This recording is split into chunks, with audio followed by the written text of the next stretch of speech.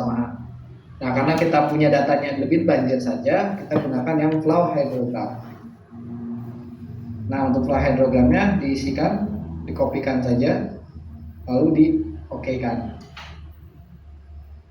Selanjutnya, untuk kondisi di hilir itu sama halnya dengan kemarin 2 dimensi. Kita perlu mengetahui untuk as sungainya itu atau perbedaan antara hulu dan hilirnya itu berapa ketinggiannya itu. Nah, kalau teman-teman agak kebingungan gimana untuk cara mencari tahunya lagi, lakukan hal yang sama seperti yang dilakukan kemarin, yaitu kita bisa melihat nilai dari elevasi yang pertama. Di sini ada di elevasi 42 untuk di hulunya 41,72, lalu di hilirnya adalah 40,949. Nah, ini kita bisa masukkan ke Excel kembali untuk menghitung 40,949 hilir, kondisi di hulunya adalah 41,72. Ini untuk menentukan kemiringannya itu berapa. Nah, untuk dengan jarak stationnya itu ada di 1718,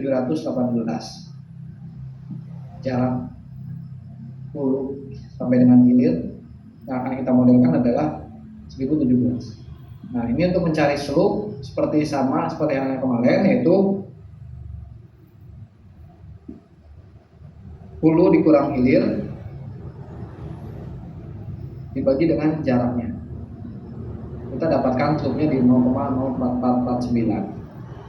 Nah, ini kita masukkan untuk di kondisi di hilirnya adalah normal depth. Lalu kita masukkan slope-nya itu adalah 0,0044. Setelah itu kita save as steady flow data. Nah, ini ada sekarang sudah terbentuk Q25, lalu model satu dimensi. Yang belum terbentuk adalah plan ini adalah pada saat kondisi kita akan running. Kita coba running untuk setup modelnya, lalu buka flow analysis. Nah, kita bikin save plan, yaitu adalah running Q25 satu dimensi.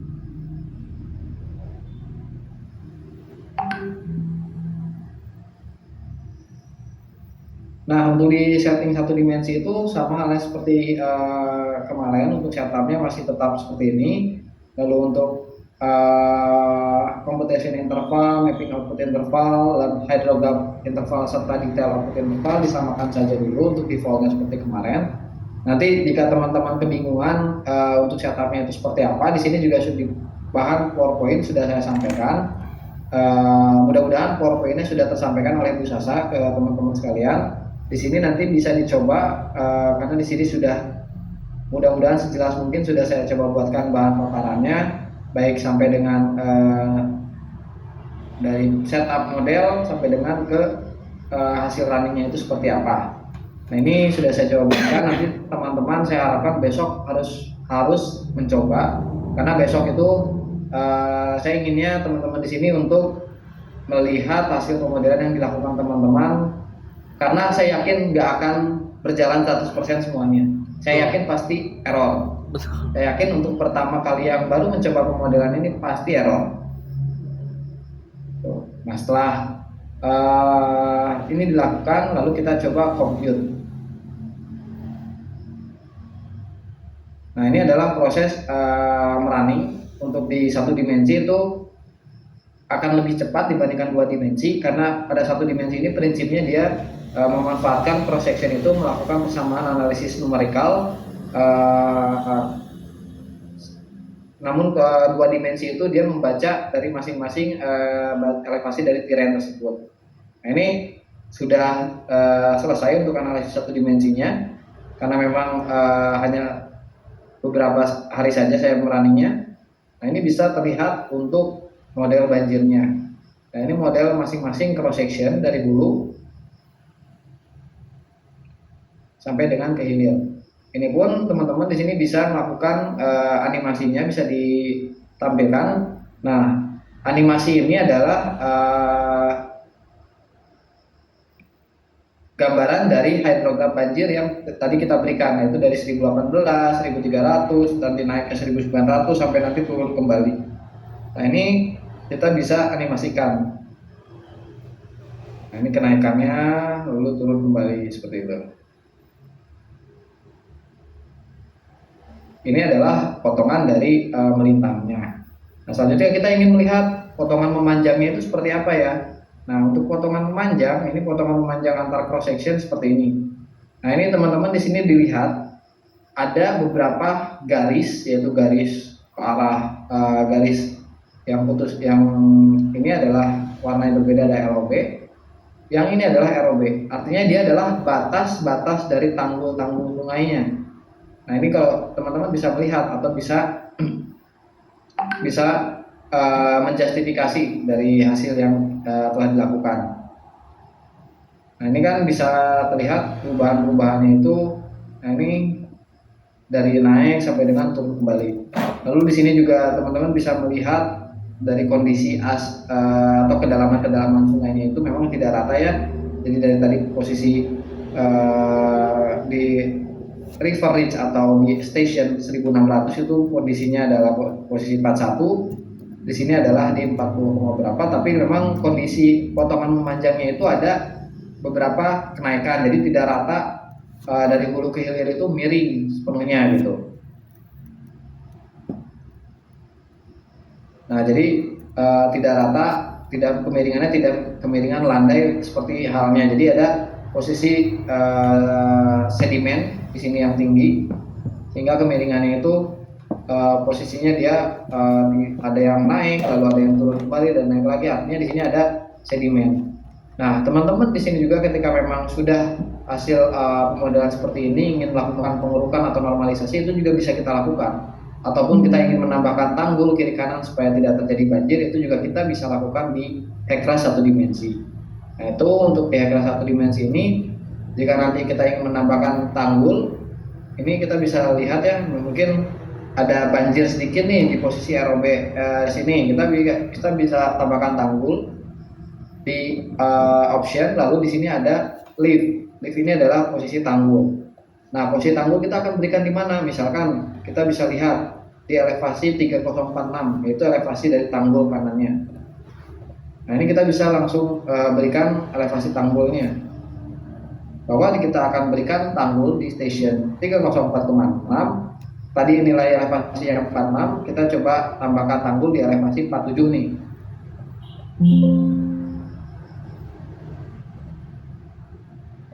Tambahkan tanggul di elevasi 47, karena ini kan elevasi defaultnya itu atau elevasi tanggulnya 46,7, kita akan coba tambahkan tanggul di elevasi 47,5. Oke. Nah, nanti di sini akan terbentuk tanggul. Nah, ini tanggul. Jadi ini terbentuk tanggul, artinya nanti pada saat proses running atau teman-teman bisa melihat di cross sectionnya itu ada tanggul di posisi ini. Nah, artinya dia karena ada tanggul, jadi airnya tidak sampai ke arah sini lagi karena tadi tertahan seperti itu. Nah, sampai sini ada yang ingin ditanyakan?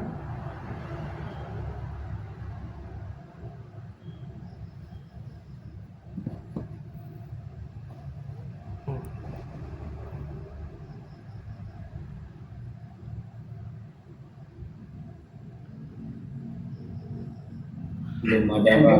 Permisi Pak. Siap, silakan.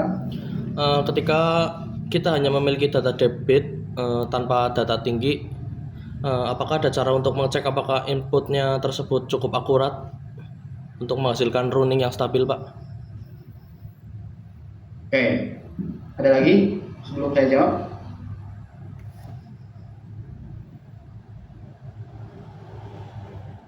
Oke ya, ini tadi pertanyaannya bagus. Nah, bagaimana kita memverifikasi hasil model kita itu sudah baik? Apakah sudah sesuai dengan kondisi di lapangan atau belum? Seperti itu ya, Mas? Ya, Pak. Mas Ian ya? Nah, mungkin itu hal yang penting dilakukan atau hal yang perlu dilakukan oleh teman-teman. Nah, mungkin nanti pada saat pemodelan itu di sini apakah ada mata kuliah hidrologi mungkin? Nah, di hidrologi atau hidrolika itu nanti mungkin setiap analisis dari perhitungan kita itu perlu dilakukan verifikasi apakah analisis hidrologi kita itu benar atau tidak. Karena ketika kita bicara hidrologi itu kita bicara statistik atau dia bicara kala ulang atau periode ulang. Artinya dia full statistik. Bagaimana jika data kita ada kesalahan, pasti hasil yang akan kita hasilkan juga salah. Jadi memang itu perlu dikalibrasi atau verifikasi. Kaitannya verifikasi itu kita mesti terkadang memang di lapangan itu kita mengetahui debit banjir yang pernah terjadi itu di tinggi muka airnya berapa. Nah itu menjadi base data kita untuk kalibrasi. Mungkin sebagai contoh, misalkan yang pernah terjadi di Kapuas ini elevasi banjirnya itu adalah di elevasi 48. Ini 48 seperti ini. Pada saat kita melakukan pemodelan, hasil model kita tidak posisi di cross tersebut tidak sampai di elevasi 48. Nah, artinya ada beberapa yang mesti kita sesuaikan. Nah, penyesuaiannya itu seperti apa? Satu, bisa dicek terkait debit terlebih dahulu, apakah debitnya itu sudah terkalibrasi. Nah, jika sudah terkalibrasi juga dengan pos juga air yang ada, artinya kita perlu melihat modelan hidrolik kita. Mungkin ada yang salah dalam mendefinisikan slope tadi. Nah, pada saat mendefinisikan slope itu tadi, jika kita lihat di sini kan bisa dilihat ini ada posisi dari hulu ke hilir. Saya tadi ambil rata nih, posisinya ambil rata dari hulu ke hilir. Padahal jika kita lihat di sini hulu hilir itu kalau misalkan kita ambil dari sini ke arah sini, dia posisinya akan lebih curam. Artinya dia bisa akan lebih cepat sehingga aliran bakal lebih turun. Nah, atau bisa nanti definisinya di arah hulunya dia lebih posisinya seperti ini, lalu ke hilirnya agak lebih naik atau landai, dia airnya akan lebih lambat, yang mana genangan akan semakin tinggi. Artinya pada saat proses pemodelan banjir ini tetap kita perlu melakukan proses kalibrasi terkait dengan hasil model. Nah, jika memang di posisi suatu titik tinjau kita posisinya dia sudah sesuai atau paling tidak mendekati, deviasinya berapa, itu bisa kita anggap hasil pemodelan kita udah cukup memenuhi syarat gitu. Nah, itu ada mungkin beberapa pertimbangan-pertimbangannya. Jika memang belum, nah itu kita perlu melakukan beberapa tinjauan, yaitu pertama tadi ada yang faktor yang kita bisa ubah adalah manning. Karena manning tadi itu kan kita menjustifikasinya sangat kasar sekali ya. Kita melihat dari kondisi sungai di sekitar saja dari kota udara. Tapi ketika kita di lapangan memang posisinya dia mungkin bisa jadi dia lebih sudah ada pasangan batu atau mungkin bisa sudah jadi di sana kondisinya kotor yang dapat mempengaruhi aliran. Ya kan, jika memang kita hanya memiliki data debit, kita tidak punya tinggi muka air, paling tidak kita tahu historis banjir yang pernah terjadi di wilayah tersebut. Seperti itu. Semoga terjawab. Mungkin ada respon kembali, Mas Ian.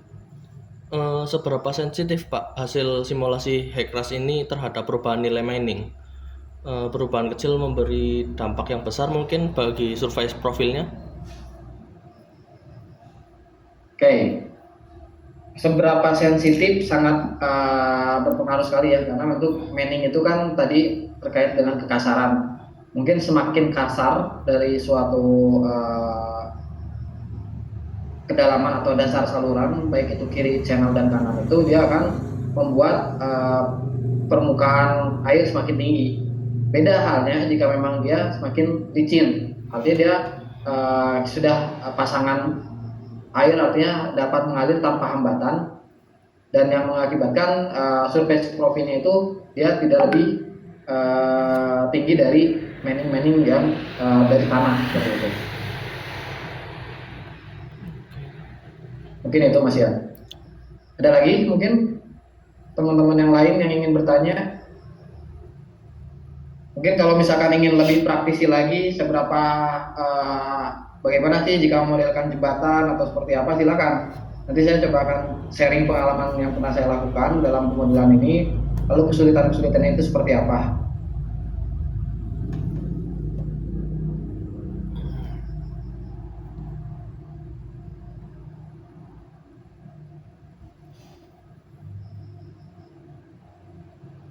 Mungkin ini sekalian sharing knowledge ya mungkin sama teman-teman juga di sini.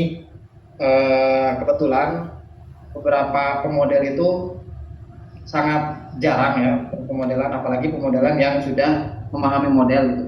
Nah, nanti kalau misalkan teman-teman berminat melakukan pemodelan, lalu berminat juga menganalisis mengambil di bidang sumber daya air, mungkin di beberapa survei, mungkin bukan survei ya, atau yang pernah saya temui, memang di bidang keairan ini sedikit sekali yang mengambil gitu, rata-rata. Artinya jika teman-teman bisa menguasai ini, insya Allah teman-teman juga bisa shuttle lah, bisa kuat lah mungkin nanti pada saat setelah keluar dari jurusannya masing-masing gitu. Karena emang banyak sekali yang membutuhkan orang-orang yang sudah bisa ya untuk mengaplikasikan, bukan hanya perhitungan saja, tapi by model juga kita bisa mengaplikasikan seperti apa modelnya. Mungkin lebih baik jika modelnya itu lebih advance kembali. Terus saya yakin teman-teman nanti di sini udah insya Allah untuk ketika keluar itu sudah satu lah, bisa masuk ke dalam bidang kerjanya masing-masing seperti itu. Silakan jika ingin ada yang ditanyakan, karena untuk materi 2 dimensi atau 1 dimensi sebenarnya sudah beres ya. Nanti dari teman-teman ini sendiri saya harap mencoba terlebih dahulu, karena saya yakin pasti pertama kali pada saat mencoba itu saya yakin pasti error. Saya yakin pasti error itu. Yang kedua, jika tidak error pasti nanti ada warning. Nah, pada saat running itu ada namanya warning. Mungkin saya ingin coba share beberapa model yang pernah saya coba buat ya. Ini tadi yang contoh Sungai Kapuas, lalu ini ada saya coba buat Sungai Cikapundung.